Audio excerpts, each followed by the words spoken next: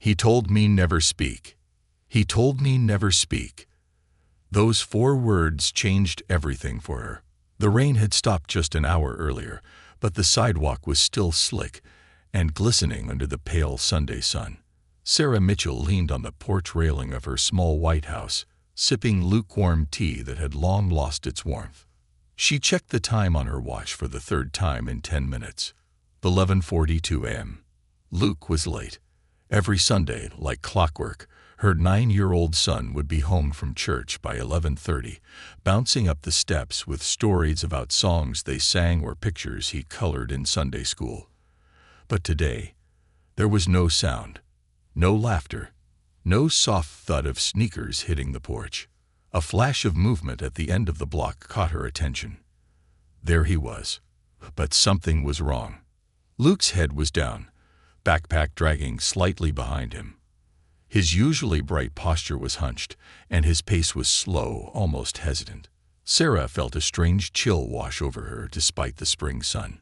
She stepped forward. "Luke," she called out. He didn't answer. As he reached the steps, Sarah could see his hands gripping the backpack straps so tightly his knuckles were pale. He didn't meet her eyes, didn't even slow down. "Hey baby, you okay?" she asked gently, reaching out to touch his shoulder. He flinched. Her heart skipped a beat. "I'm fine," Luke muttered without looking at her, stepping past and heading straight up the stairs to his room. Sarah stood frozen, her fingers still outstretched in midair, a knot of worry twisting in her stomach. The rest of the day passed in eerie silence. Luke hadn't touched his grilled cheese sandwich. He said he wasn't hungry. When she offered ice cream, his favorite, he mumbled something inaudible and went back upstairs. By dinner, Sarah couldn't ignore it anymore. "John," she whispered to her husband, gesturing toward the kitchen where Luke sat silently at the table. "Something's wrong, really wrong." John Walker, her husband of 12 years, looked up from his plate. "He's just tired," he said casually, though his eyes flickered toward Luke's withdrawn form. "You didn't see him come home," Sarah said under her breath. "He looked scared, and he flinched when I touched his shoulder." John sighed. "Let's not jump to conclusions." But Sarah wasn't convinced, and that night, she decided to do something she hadn't done since Luke was 5. She sat on the edge of his bed after he'd gone to sleep. His tiny body was curled toward the wall, his breath uneven. She reached out gently. "Luke." He stirred but didn't turn over. "Can I tuck you in?" she whispered. A nod. Barely. She pulled the blanket tighter around his small frame and leaned down to kiss his forehead. As she reached for his hand to squeeze it, she noticed something strange beneath the cuff of his long sleeve. A dark smudge. No, bruises. Sarah froze. Her breath caught in her throat. Carefully, gently, she pulled back his sleeve. What she saw made her stomach twist.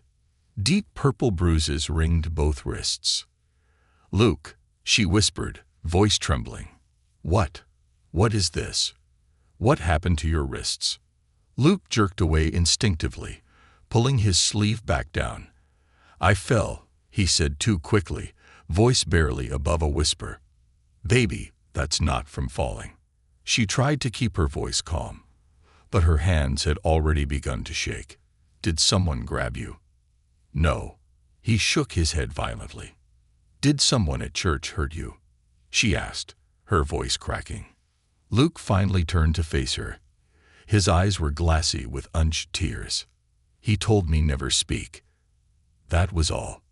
4 words, a whisper, but it made her blood run cold.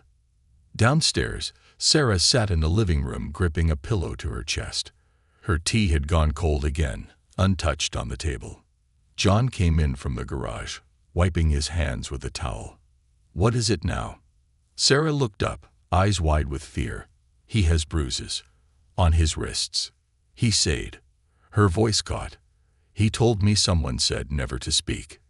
John froze. For the first time that day, his casual, dismissive demeanor dropped. "Who?" he asked, his voice suddenly sharp. "Who told him that?" He wouldn't say. Sarah's voice cracked. But it happened at church, John. He stared at her, silent for a long moment. Are you sure? Sarah stood. We have to find out. We can't ignore this. Meanwhile, across town, 7-year-old Emma Clark was in her room, hiding behind a mountain of stuffed animals. Her mother, Amanda, stood in the hallway, rubbing her temples in frustration. Emma hadn't spoken all day. And just like last Sunday, she cried before church, pleaded not to go. Amanda had scolded her then, dragging her in the car despite the sobs. But now, Amanda felt the weight of guilt creeping in. She stepped into the room. Emma. Emma peeked out, eyes red and fearful. Amanda knelt beside the bed. Sweetheart, I need you to tell me something. Is someone at church hurting you? Emma didn't speak. Amanda reached for her hand. Is it a kid? A teacher? Emma's lip quivered. Amanda leaned in closer. Or is it Father Joel? Emma's eyes widened. Then she shook her head frantically. No, she whispered. It's not him. Then who, baby? A long pause. And then, he said, if I told anyone, he'd make the bad thing happen. Amanda's heart stopped. Who said that, Emma? Emma buried her face in her mom's chest. Back at the Mitchell house, Sarah sat by Luke's bedside until he drifted into a troubled sleep. She couldn't sleep, couldn't eat, couldn't breathe without feeling like something inside her was breaking. She got up, went into the hallway, and pulled her phone out. One name came to mind. Detective Aaron Briggs, a friend from college, now working child welfare cases in the State Division. She texted him. Aaron, it's Sarah. I need to talk to you. It's urgent. It's about Luke and the church. The next morning, Amanda showed up at Sarah's house unannounced. Hair a mess. Eyes puffy. Emma clung to her leg.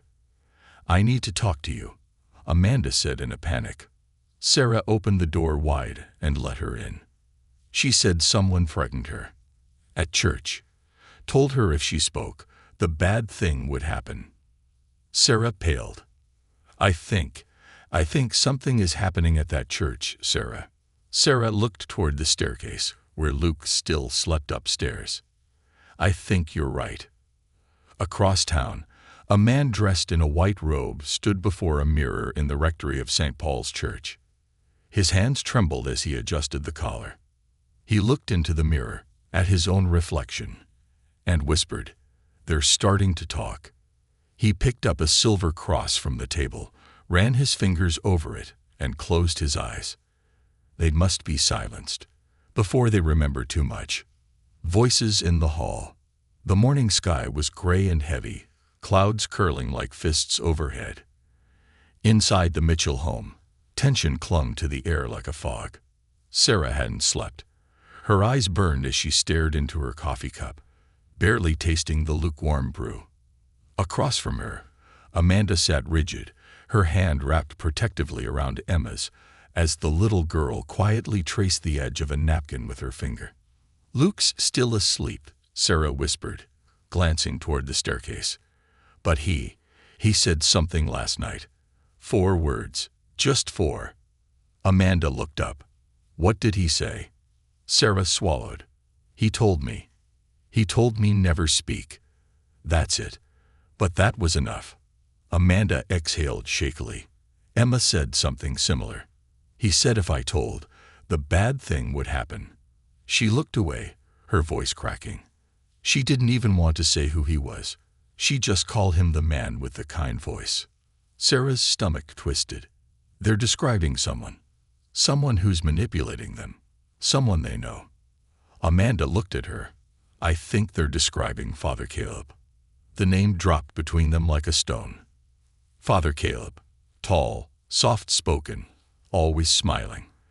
The kind of priest that held babies at baptisms with ease, who remembered birthdays, who always said a prayer at the town council meetings. A man whose sermons brought the pews to tears. No, Sarah said, shaking her head slowly. It can't be him. Why not? Amanda said softly. Because we trusted him. Sarah looked down, her hands shaking. Exactly. That afternoon, Detective Aaron Briggs stood at the front porch of the Mitchell home, eyes scanning the neighborhood. He was tall, with broad shoulders, a quiet presence, and a haunted look in his eyes, the kind that came from seeing too many children broken by people who swore they were holy. Sarah let him in immediately, her voice low. Aaron, thank you for coming. He gave her a warm nod. You said it was about Luke. What happened? She hesitated before opening the door wider to show him Luke, sitting quietly on the couch with a coloring book in his lap.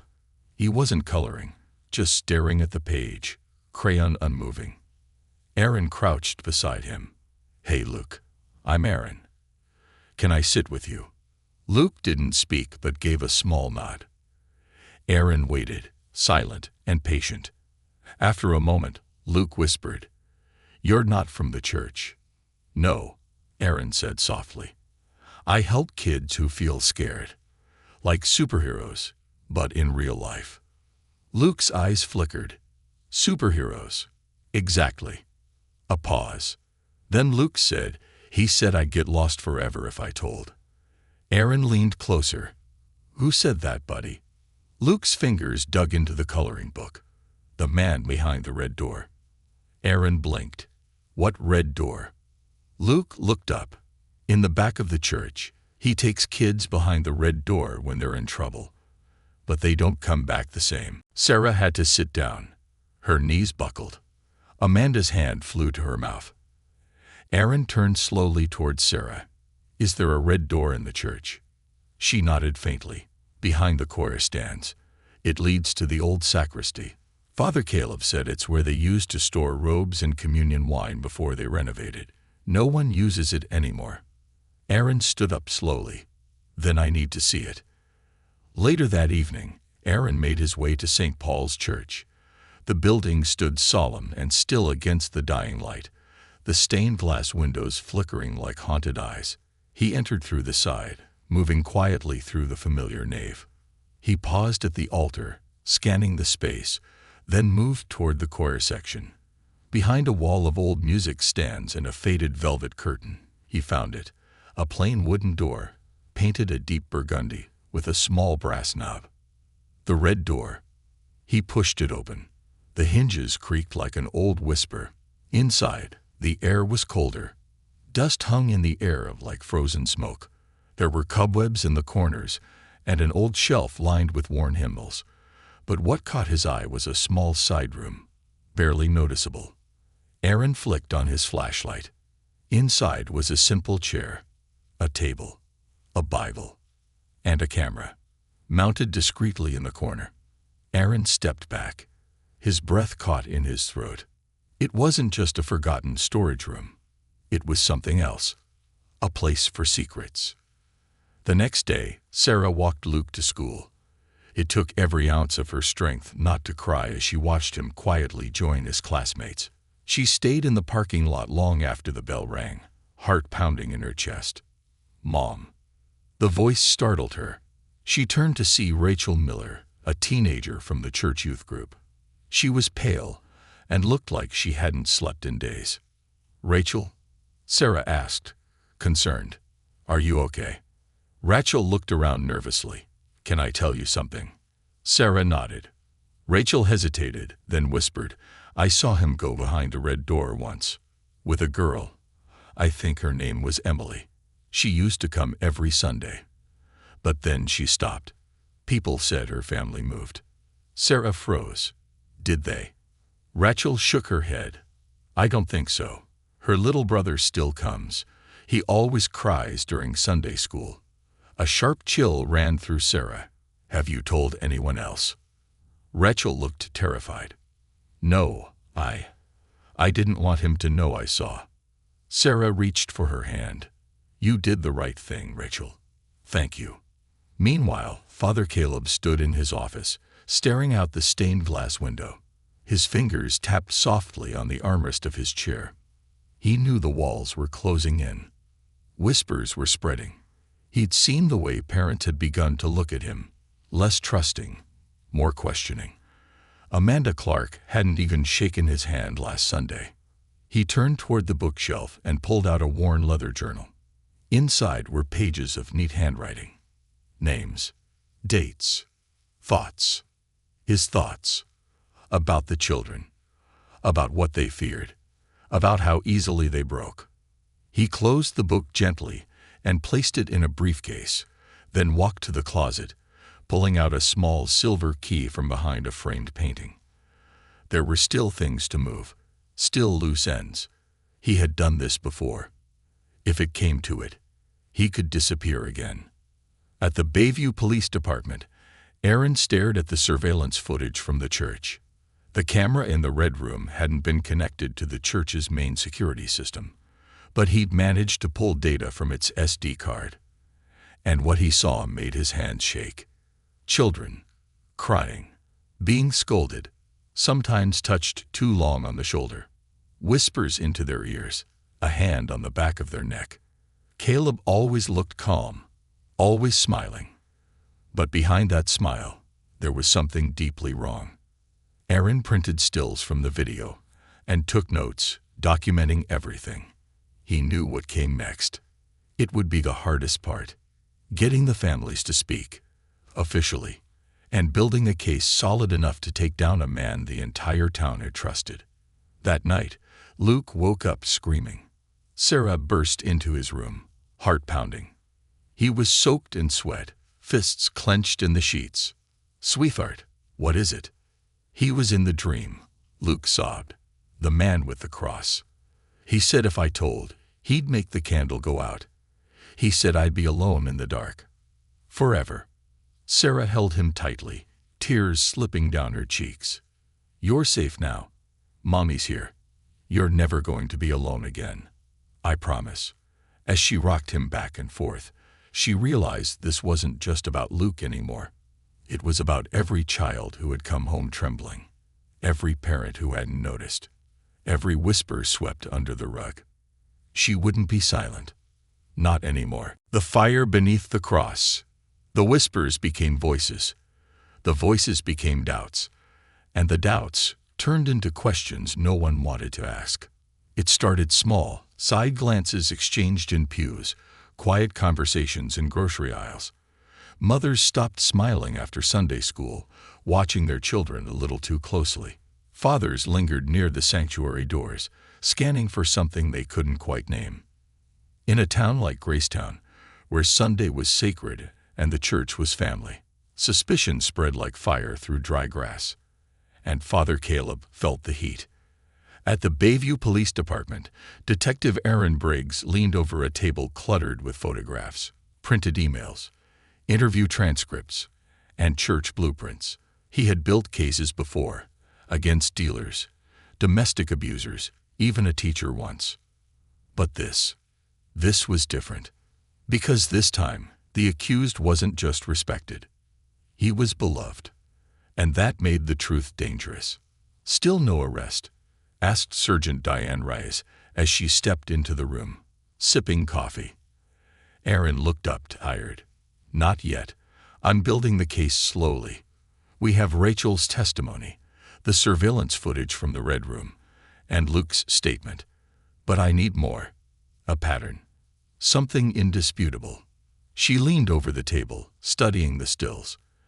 "And you think he's done this before?" Aaron pointed to a name circled on the board. Elias Monroe, vanished, 2016.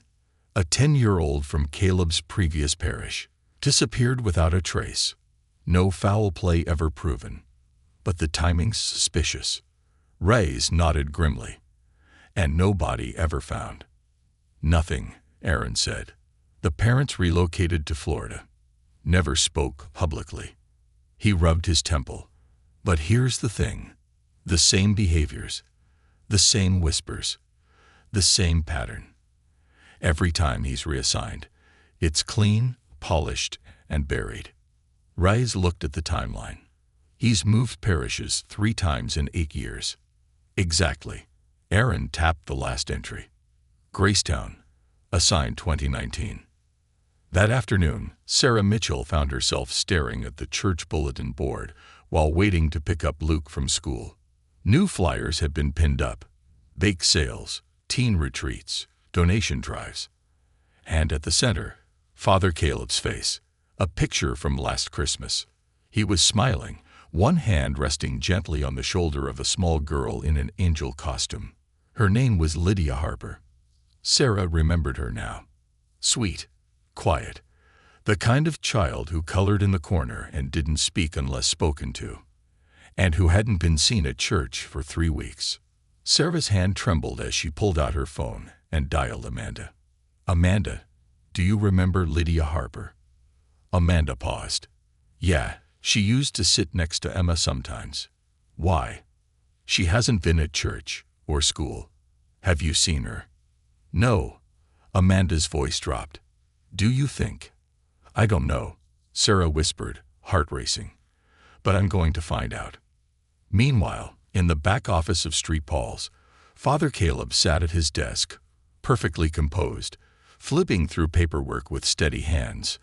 His office was pristine, lined with theological books and portraits of saints. Candles flickered gently on the shelf behind him. He adjusted his collar and looked toward the locked drawer to his right. Inside was the journal. His journal. A record of every lesson, every correction, every moment he believed he helped the wayward. They always called it abuse. They didn't understand the discipline of righteousness. They didn't know what salvation cost. He closed his eyes and prayed softly. But even his prayers now felt rehearsed. Rachel Miller sat across from Aaron Briggs at the station, twisting a string from her hoodie between her fingers. She looked nervous, pale, and older than her 17 years. "You're doing the right thing, Rachel," Aaron said gently. Rachel nodded. I didn't want to believe it." "Tell me what you saw," he encouraged. She swallowed hard. "It was the Sunday after Christmas. I stayed late to help clean up. I was walking past the choir area when I saw him, Father Caleb. He was holding Lydia's hand and telling her something about obedience. She looked scared. Then he opened the red door and took her inside." Aaron wrote notes slowly. "Did she come back out?" Rachel shook her head. "I left. I was scared." "You did good," he said. "And now we're going to make this right." At the Harper household, Sarah stood on the porch, nerves tightening her chest. She rang the bell and waited. Mrs. Harper answered. Her eyes were red and puffy. "Hi, I'm Sarah, from Street Paul's." Recognition flickered. "Oh, yes, of course. I haven't seen Lydia in a while. Is she okay?" A pause. Then Mrs. Harper's voice trembled. She's staying with my sister in Denver. We thought some time away would be good." Sarah hesitated. "Did something happen?" Mrs. Harper looked away, tears welling. We don't want to cause trouble. But Lydia started having nightmares. She wouldn't talk, wouldn't eat, said she was being watched." Sarah's voice cracked. "Did she say who?" Mrs. Harper broke down. She said, "The man who smiles too much." Sarah placed a hand gently on her shoulder. "You're not alone." That night, Aaron stood before his supervisor and handed over the updated file. "This is more than a suspicion now," he said. "It's a pattern. Multiple children. Similar symptoms. Testimonies. Surveillance. Even a missing child from a previous parish."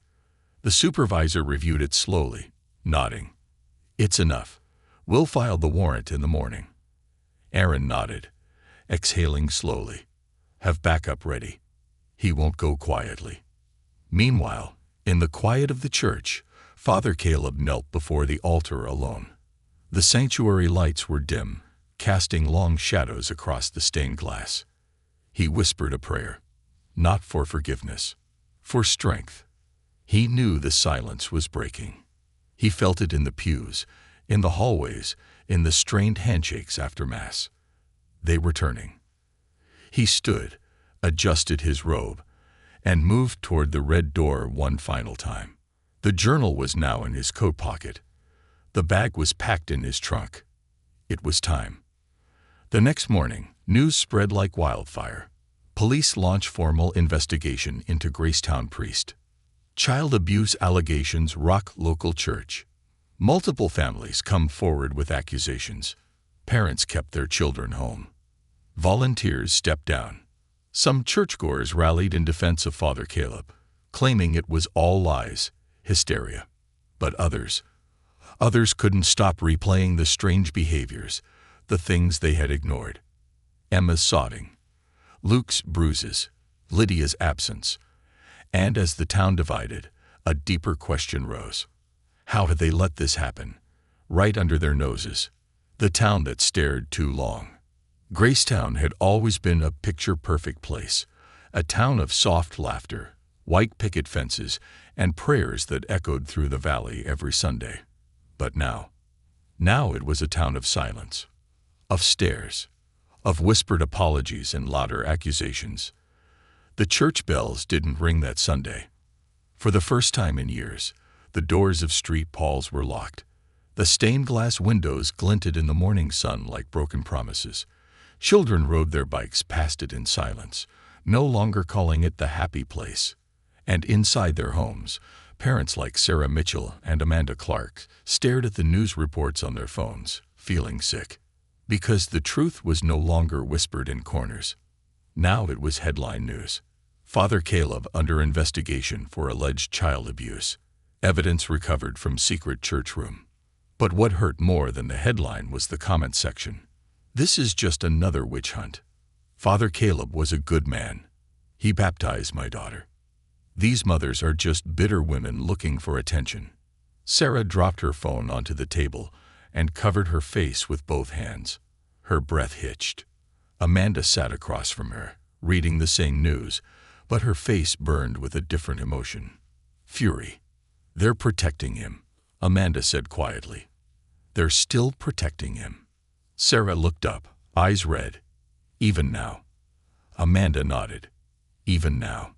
Detective Aaron Briggs stood at the threshold of the courthouse, the weight of the warrant in his hands. It had taken weeks, painstaking interviews, mounting pressure from higher-ups, even anonymous threats left on his windshield. But the evidence was clear. And now, so was the path forward. He walked toward the judge's chamber, his heart steady. He had seen evil before. He had seen cowards, manipulators, abusers, but none had worn their disguise as convincingly as Father Caleb. He remembered Luke's bruises, Emma's tremble, Rachel's broken voice, and he remembered the look in Caleb's eyes during their first meeting. Warm, calm, too calm. Like a man who had rehearsed goodness until it became muscle memory. In the quiet sanctuary of St. Paul's, Father Caleb stood before the altar, eyes closed in prayer. But it wasn't prayer that calmed him.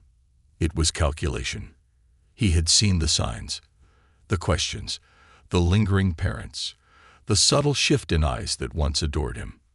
They were turning, and he knew what came next. He walked to his office, opened the drawer, pulled out a manila folder filled with letters, some typed, some handwritten, each from families praising his care, his guidance. He slipped it into a briefcase beside the journal. A counter-narrative, a defense, a shield. And then he pulled out something else, a USB drive. Inside was a collection of photos, videos, and documents he compiled over the years, not of the children, but of their parents. Their sins, their affairs, their secrets. He wasn't a monster. He was prepared, because he knew how quickly a flock turned on its shepherd. That night, Sarah tucked Luke into bed, trying to ignore how his shoulders still flinched when her hand passed too close to his face. He was better now, talking again, eating, but something in him had changed. A shadow lingered behind his eyes. "Mom," he whispered as she sat on the edge of the bed. "Yes, baby." "What if he comes back?" Her throat tightened. "He won't. The police are going to keep him away." "But what if people stop believing?" Sarah looked down. He was asking the question she feared the most. "Then we keep believing. she said, placing her hand on his. We speak louder. We protect each other. Luke nodded. Even if it hurts. Especially if it hurts, she whispered. The next morning, Caleb was escorted from the rectory by 2 plainclothes officers. No cuffs. No media. It was done quietly, respectfully. Because he was still a man of cloth. As they placed him into the back of the unmarked cruiser, a group of older parishioners stood nearby, watching in silence. One woman wept softly, clutching her rosary. Another whispered, "There must be some mistake." Only one person, Rachel Miller's grandmother, stood with her arms crossed and said clearly, "It's about time." At the police station, Caleb sat across from Detective Briggs, posture straight, hands folded on the table. He wasn't sweating. He wasn't trembling. He smiled. "Detective," he said warmly, "you seem like a man who's done his homework." Briggs raised an eyebrow. "I have." "Then you know there's no evidence of wrongdoing." Briggs slid the USB across the table. "No." "Then what's this?" Caleb's smile faltered, but only for a moment. "That's personal," he said. "Private files. Notes. You had cameras in a room where children were isolated. No church policy allows that. Children misbehave. They need discipline." Discipline. Briggs leaned forward. Luke's wrists were bruised. Emma wouldn't speak for days. Lydia Harper hasn't smiled in weeks. Caleb tilted his head. Children bruise. Children fear. Parents project. Briggs stared into his eyes. "You think you've covered your tracks, but you made one mistake." Caleb blinked. Which was? "You underestimated how brave a scared child can be." Later that day, Amanda Clark took Emma to the park for the first time in weeks. It was quiet. Peaceful. Children laughed in the distance, chasing each other through the slides. Emma sat on the swing, feet dangling, fingers gripping the chains. Amanda pushed her gently. "You know," Amanda said softly, "you're the reason other kids are going to be safe." Emma didn't answer at first. Then, "Will he go to jail?" Amanda hesitated. "I hope so." Emma nodded. "Good." Then, quietly, "I hope he never smiles again." In town, people were shifting. The story had exploded across local and regional news. With Caleb's arrest, more parents came forward. 3 more children. Same stories, same red door. Some people apologized to Sarah. Others crossed the street to avoid her. The community that once embraced her now didn't know what to say. But she didn't care. Because she had her son. And he was healing. And that was enough. A week later, the courtroom was filled with tension. Reporters, parents, churchgoers. The judge read the charges aloud. Multiple counts of child endangerment, unlawful surveillance, and coercion of minors. Father Caleb pled not guilty. But Aaron had more. He presented Rachel's sworn statement, Lydia's mother's tearful interview, Luke's recorded testimony, Emma's drawings, crayon renderings of a red door, a shadowed figure, a frowning angel. And then came the journal. The damning words written in Caleb's own hand. "Children are mirrors. They reflect what I show them. If I offer them fear, they obey. If I offer them love, they cling. I am their shepherd. Their path to salvation must be shaped with fire and patience." The courtroom was silent. Even the defense attorney looked pale.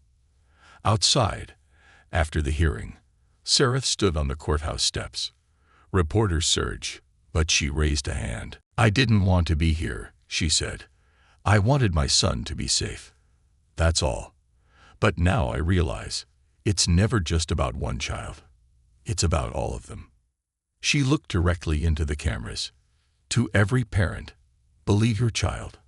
Listen when they whisper, because behind every quiet child is a story. And sometimes, that story is begging to be heard. Voices that refuse to stay silent. It was supposed to be the town's safe place. But now, The courtroom had replaced the church as the place where people gathered in whispers, exchanged long glances, and looked for hope in the faces of strangers.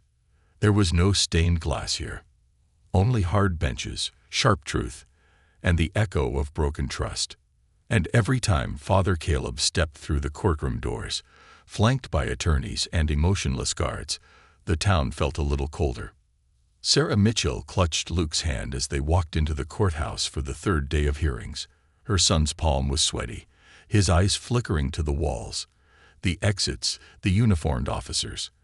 The world hadn't been safe for him in a long time. Not really. But he was here. That meant something. "Mom," he whispered as they passed the reporters, "will he try to look at me?" Sarah paused. "He might, but you don't have to look back." Luke nodded, his voice steadier than she expected. He said, "I'm not scared anymore. I want him to see that." Sarah blinked back tears. "You're so brave, baby. I am so proud of you." Inside the courtroom, Caleb sat perfectly still, dressed in a simple gray suit, his priest collar now gone.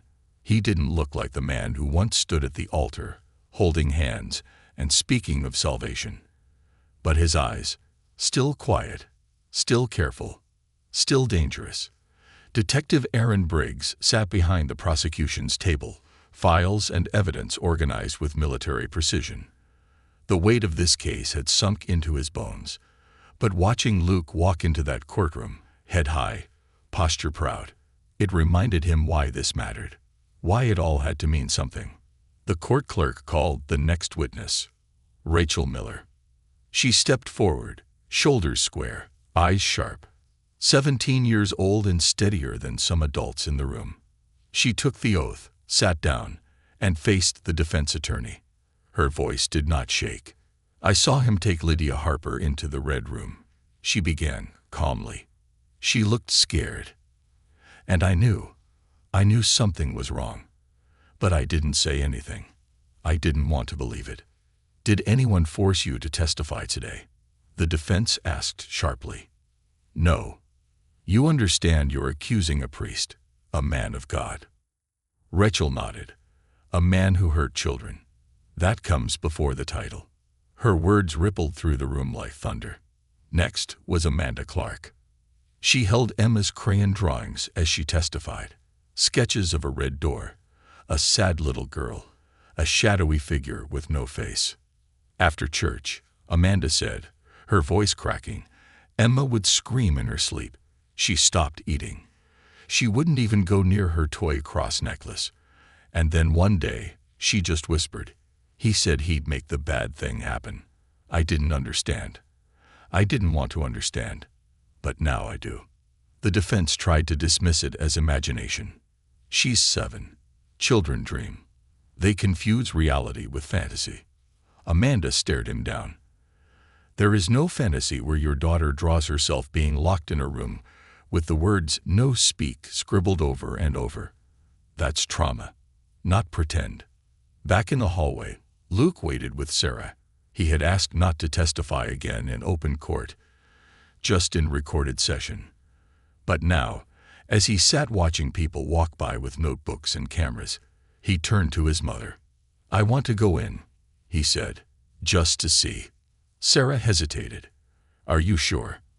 Luke nodded. "I want to see what happens when the truth wins." She smiled gently and held open the door. Inside, the prosecution brought forward their final piece of evidence. Detective Briggs stepped into the witness box, placing the single journal on the stand. "This," he said clearly, "was recovered from the defendant's office drawer, hidden beneath correspondence and archived records." He opened the book and read aloud. "Obedience requires fear. Love makes them vulnerable. It is a balance of control. If they respect you, you get loyalty. If they fear you, you get silence. Both are necessary." Gasps echoed across the room. One mother buried her face in her hands. Another father stood and had to be escorted out after shouting, "You sick coward." But Caleb, he didn't flinch. Later that evening, in the police interview room, Caleb sat alone. No attorneys, no press, just Aaron Briggs. I'm not going to ask why you did it, Aaron said, pacing slowly. Because I already know. You think you understand, Caleb replied coolly. But people like me exist because people like you pretend evil wears horns. It doesn't. It smiles. It gives sermons. It prays louder than the rest. Aaron stopped walking. You're not profound. You're pathetic. Caleb smiled faintly. You think taking me down fixes something. No, Aaron said, but it stops something. Back at home, Luke sat at the kitchen table drawing again. But this time, it wasn't a red door. It was a blue sky, a house, a family, and himself, smiling. When Sarah noticed, her voice trembled. You drew yourself smiling. Luke shrugged. I wanted to remember what that feels like. She knelt beside him, wrapped her arms around his small frame, and whispered, It's never going away again. As the trial neared its conclusion, Gracetown found itself divided. Some wanted to forget. Others couldn't stop remembering. A group of young mothers formed a network. The Safe Hands Project, creating resources for children, partnering with counselors and local law enforcement. Emma began art therapy. Lydia returned home. Rachel became a youth advocate. And Sarah, she spoke at schools, at churches, on television, not for fame, but for the girl who never spoke up, for the boy who trembled in silence, for the town that closed its eyes for too long. And when the jury returned after 5 days of deliberation, the courtroom went still. We find the defendant guilty on all counts. Caleb's face did not change. Not once. But the town did. Forever. Outside, as reporters swarmed, Sarah stood with Luke and Amanda beside her. She took the microphone gently, just once. No verdict can erase the pain, she said. But this one word, guilty, means that silence didn't win. Not this time. Luke looked up at her, proud. Emma gripped Amanda's hand and whispered, We told. And Rachel, standing off to the side, mouthed 2 words to the wind. We mattered. The day the bell rang again. It began with silence, but it ended with the sound of a single bell. A soft, trembling ring that cut through Gracetown's stillness like morning light through fog. For months, the church bell at St. Paul's had hung motionless, a rusted relic of a community paralyzed by fear, betrayal, and doubt. But on a warm spring morning, it rang again. Not to welcome Father Caleb. Not to call people to a sermon.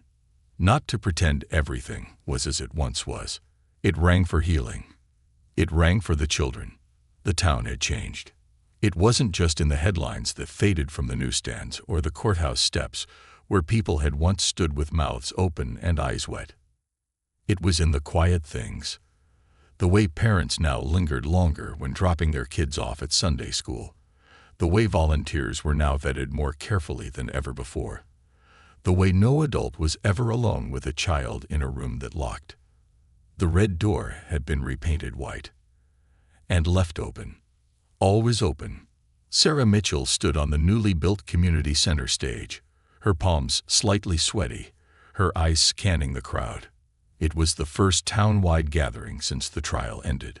Beside her was Amanda, holding Emma's hand. Rachel stood near the back, tall and proud, with a group of teenagers from her new peer advocacy group, Speak Light. The crowd was quiet, waiting. Sarah stepped to the microphone. She could feel her son, Luke, watching her from the front row. His eyes calm now. Steady. She took a breath. 6 months ago, she began, my son came home from church trembling. He wouldn't eat. He wouldn't smile. And when I asked him what was wrong, he whispered 4 words that changed everything for me. He told me never speak. Gasps rippled quietly. Some people nodded. Some looked down. But Luke did speak, Sarah continued. And so did Emma. And Rachel. And others. And because of them, this town faced something no one wanted to admit. That evil doesn't always come with warning signs. Sometimes it comes dressed in kindness, in confidence, in a collar, a long pause. But today is not about what we lost. Today it is about what we found. She turned toward the banner hanging behind the stage. Voices matter. Children first, never again. We're here today to open a new chapter, Sarah said. One where silence is no longer rewarded. One where we believe children the first time. And one where healing begins, even if we don't know how long it'll take. The crowd erupted in applause. Not loud, but real. Later, at the community art wall built just outside the center, Luke stood with a paintbrush in hand. Each square on the wall was a canvas. Every child affected by the events at Street Paul's had been invited to paint their own message. Emma had painted a bright yellow sun with two hands reaching toward it.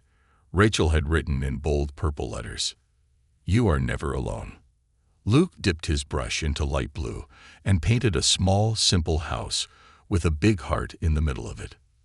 Then, next to the door, he wrote, "We came home." Sarah stood behind him, eyes stinging. "It's beautiful." Luke nodded, then whispered, "Can we put it in the living room when they take it down?" She smiled. "Absolutely." Amanda watched Emma talk to another little girl, Lydia Harper, who had just returned to town with her parents.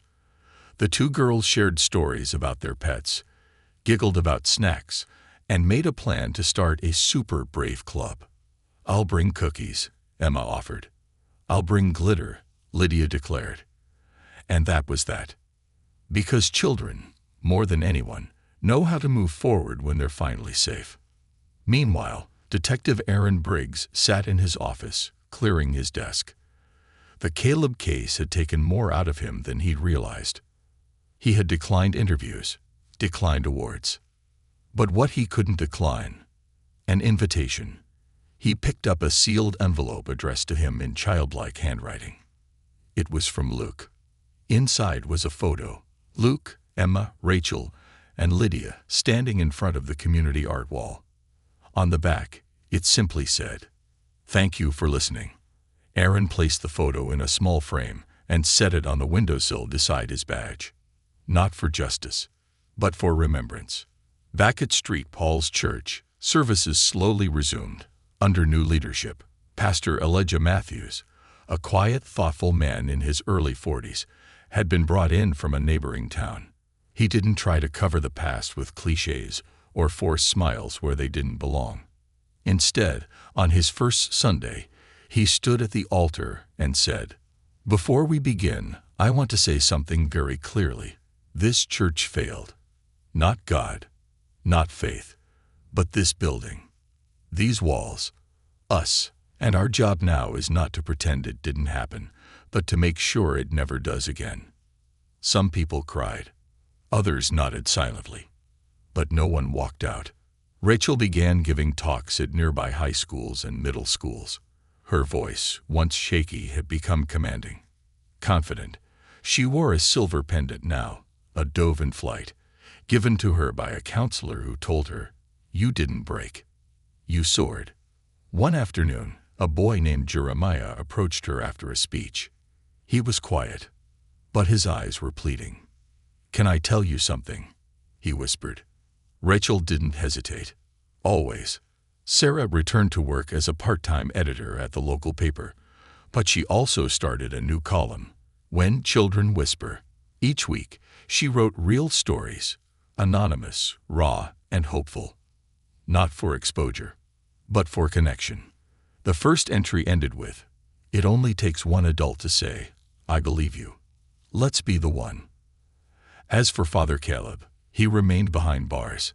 His trial had sparked a statewide review of church operations, forced 2 resignations at the regional diocese, and led to the passing of the Open Room Act, which required transparency, surveillance regulation, and mandatory reporting for all institutions working with children. He appealed once. It was denied. Not because the system worked flawlessly, but because, for once, enough people stood up and refused to sit down. On the anniversary of the trial's verdict, the town held a new kind of service. Not in the church, But in the town square, no podium, no priest, just families and stories. They planted a tree in the center of the park, a weeping willow with roots wrapped in slips of paper bearing the names of children who came forward. Luke placed the final slip in the soil. It read, "He told me never speak, but I did, and now I'm free." The crowd was quiet as Sarah rang the bell once. Just once. A soft, beautiful sound that floated into the sky. Epilogue. The whisper that echoed forever. In the years that followed, Gracetown wasn't known for what happened in the Red Room. It was known for how it answered, how children were believed, how silence was broken, and how a boy's trembling whisper became a rallying cry for change. The church walls were repainted, yes, but more importantly, so were hearts. No longer naive, no longer blind, but open, listening. Because somewhere, even now, another child might be whispering 4 small words. And this time, someone will be listening.